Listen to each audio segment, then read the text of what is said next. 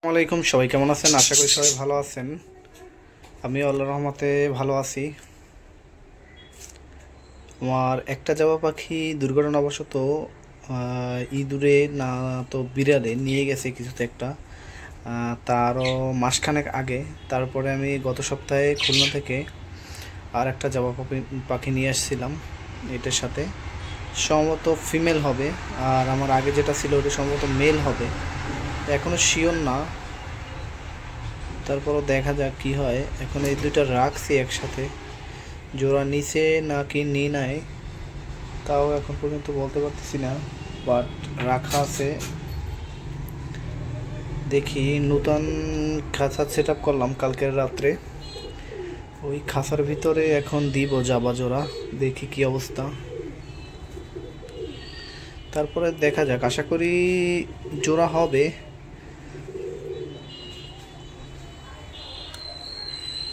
ফিমেলটা অল্প বয়স, ফিমেলটা নিউ অ্যাডাল, আর আমার যে মেলটা ছিল মেলটা আগে ডিম বাচ্চা করছে। এই খাঁচাটার ভিতর দেওয়া হবে যাওয়ার জন্য, এই খাঁচাটা সেট আপ করছি।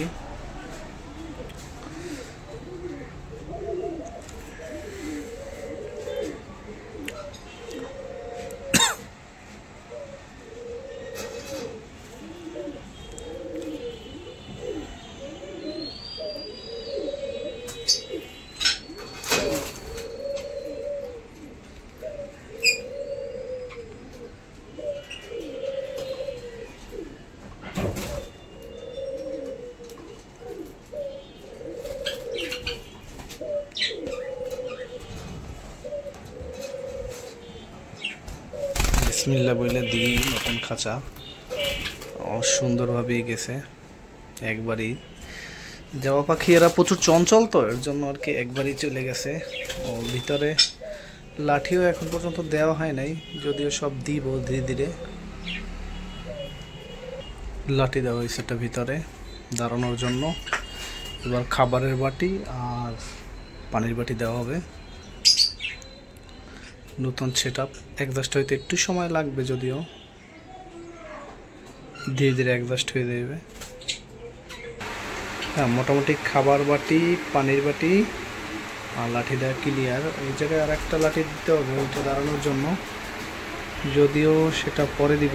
আপাতত এইভাবে থাক। যাই হোক, সবাই ভালো থাকেন, সুস্থ থাকেন। আল্লাহ হাফেজ, দেখা হবে আবার পরবর্তী কোনো ভিডিওতে।